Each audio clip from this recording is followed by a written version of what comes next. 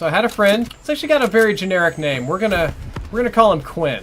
Okay, so it's my freshman year of college, and it's his sophomore year of college. He's already done his freshman year, and Quinn was a very good high school student, very smart, but he wasn't so great at putting in lots of effort. He had issues at home as well, which I could get into in completely different videos. Very unsupportive parents and step-parents, all that kind of stuff. What ended up happening is when he got to college, he went really, really crazy on partying. It started out with just partying, and ended up with a lot of marijuana, which was illegal in our state, and he just went way, way too hard on all of these things. Like, he was known for not taking things in moderation. Like, moderation was just not his deal, right? We get there, it's like orientation week. We have not been there very long, and he wants to party this night. Okay, so they get vodka and tequila and beer and all sorts of stuff, and they're taking advantage of this poor Indian kid who's like, this guy's like really dumb, so he's like really far behind in college, and he's in a bunch of remedial classes. And he meets our group, and Quinn from our group takes advantage of him and gets this guy to buy us alcohol all the time because he's old enough. And he doesn't really like hang out with the guy, or this guy wants to go to the movies or do anything. Doesn't really do anything for him, just uses him to buy alcohol, so whatever. That'll be more relevant later. This particular night, we had some girls over. Some grills, you could say, and one girl they all thought was really hot. They all like really liked this girl, like, oh, you know, I'm gonna sleep with her and I'm gonna try to hit on her. It's like, no, you're not. You ugly. She don't want nothing to do with you. And but this girl is a teetotaler. Her parents were super bad alcoholics and drug users, so she's a really, really good girl, and she doesn't believe in drinking or alcohols or partying or anything crazy like that. And so this girl comes in, and they all start, and they're all like hammered. They're wasted. They're drinking, and she just like, oh my God. They're drinking Jose Cuervo, and she flips out and leaves. So then the guys get all mad that the girl doesn't want to drink. And as soon as she leaves, they talk shit about her, like, oh, she got a dumpy ass, and yeah, she got a crooked nose, and we don't like her. Her personality wasn't that great anyway, and this kind of stuff. They just being salty. So they keep drinking, and I don't drink. And so I'm just hanging out, chilling. They all get pretty wasted. And they just keep on going and going. We're talking like probably like 5 shots of vodka and 3 or 4 beers, and then like 8 shots of tequila, and we're just pounding this stuff, right? Not weed, they are. I don't drink, but they're just, all of them are going at it, and it's a pretty fun night. It's like a room party, okay? It's like a dorm room party. It's whatever. They're watching Boondock Saints. So they go outside and walk around the campus a little bit, drunker and all hell, stumbling around, having fun. The guy Quinn has a computer and a portable hard drive before portable hard drives were even like a popular thing. And he did so because on campus internet, he downloaded a ton of porn. And I really mean like almost a scary amount of pornography. And it wasn't even to watch. Like, not all of his porn was for him to watch it. Some of it was just so that he could have it, just so that he could collect it. Like, this guy would watch porn, not even to jerk off to it, but just to say that he's seen that type of porn. And they'll get drunk and they start watching porn and talking kind of crazy stuff and having fun. But then the tequila kicks in, and that's how tequila works.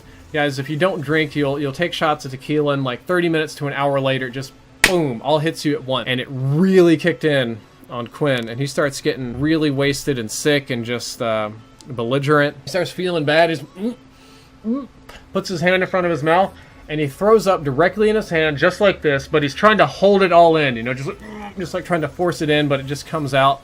So the pressure builds up, and he's got like a whole handful of vomit. And all the vomit kind of falls down his chin and on his shirt and stuff, right? Except for some reason, somehow the pressure got so high, he legit shot a green bean out of his hands, like a projectile green bean. I've never seen anything quite so crazy in my life. I didn't even know that shit like that was possible until I saw this man spit a green bean. It like flung across the room and stuff. It was really legitimately gross. Like, it was downright revolting, okay? And I thought that was going to kind of end the night. I thought that after you throw up a green bean, you should be done. Just one of them just flinging out there. Nah, not Quinn. Quinn doesn't give up. He wants more. He keeps taking shots and keeps drinking and gets drunker and drunker. Then he starts calling like this girl that he met once like a year ago and trying to get a date. And this girl's obviously just not having it. She's not amused with this. She's like the pretty girl, like the model that everybody likes. So she's used to guys calling her and confessing their love and stuff. She's like, oh great, this again, right? The other guy, the Indian guy that bought all the alcohol, wants to go to the movies. And of course nobody else does because they just want to drink. And this guy's feeling really shafted. Like, it's just dawning on him that he doesn't have real friends. These guys are just using him. He's calling this girl, confessing his love, and just over and over. It's really embarrassing on his part. And he gets drunker and drunker and drunker.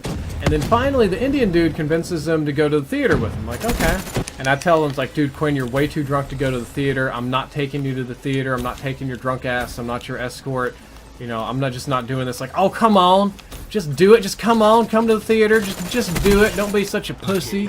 Like, no, I'm not taking your drunk ass to the theater right now. He's like, fine, I'm gonna drive myself. And they're like, no, you're not.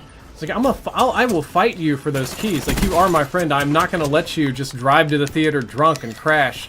They're like, I'm fine. I'm like, okay, you have to prove it to me. What I want you to do is do helicopters all the way down the hall. And he's like, what's a helicopter? You know. So I tell him I want him to spin as fast as he can, put his arms out, and spin really, really fast. Just spin. Like he's a helicopter. But at the same time, he needs to walk down the hall while spinning with his arms out. So obviously, when you're wasted, you can't do these kinds of things. So I just tell him to do helicopters, and he thinks he can do these. So he starts trying to spin down the hallway, and he's starting going faster and faster. And I can tell he's starting to like build up momentum and lose control of himself. And before I can stop him and catch him, his arm hits the wall, and just like a real helicopter blade that breaks and just spins out of control, he spins out of control and crashes shoulder first directly into a square column, like right where the angle just slams right into his shoulder. Just wasn't concrete, but it was definitely a very, very solid object. Just brutally painful. I could hear it crunch from a distance, and I'm like, oh shit. This dumbass has done broken his shoulder, and he falls on the ground, and he doesn't cry, but he's really upset. He just lays on the ground. He doesn't cry, but he like moans and wails in pain for a little bit.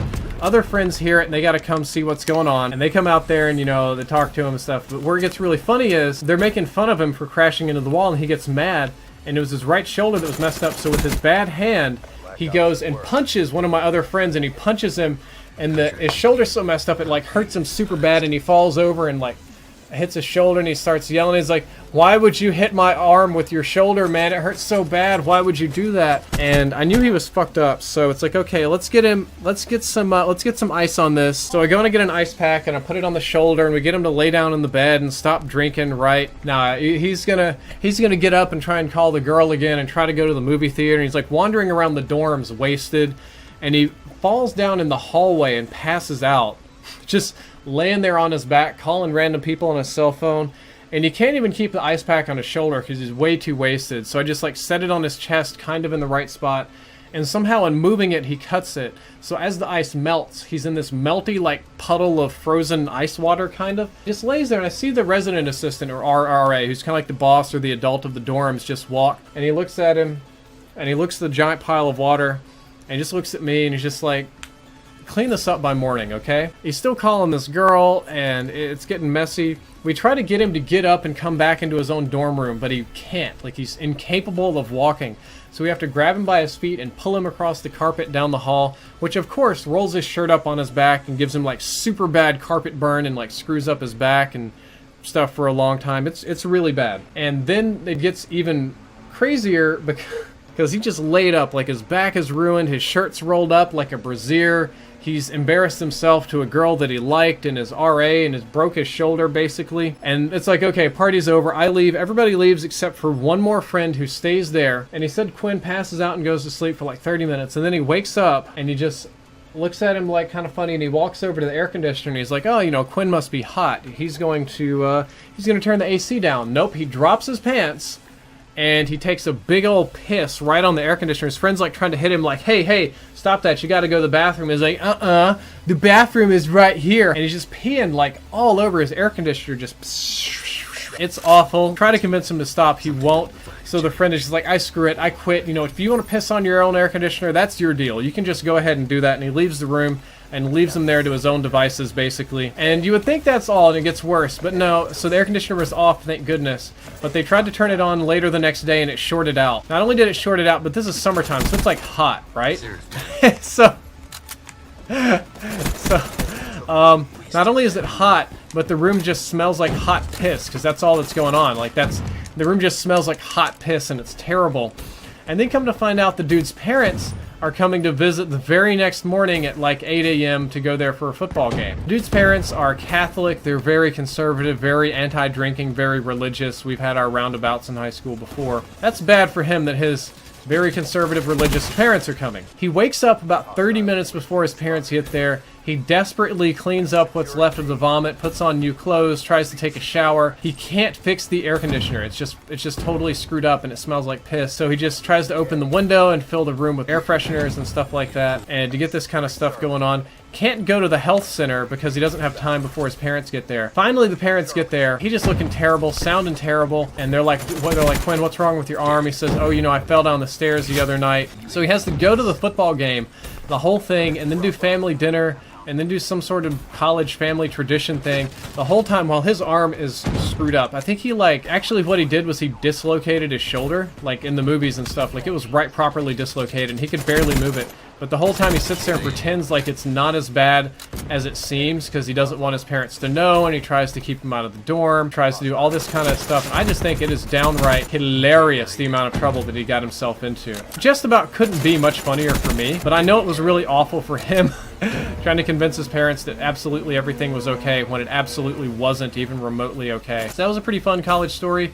It's mostly about somebody else and not me, but I mostly behave myself, so I don't have as many crazy stories about me acting up or anything.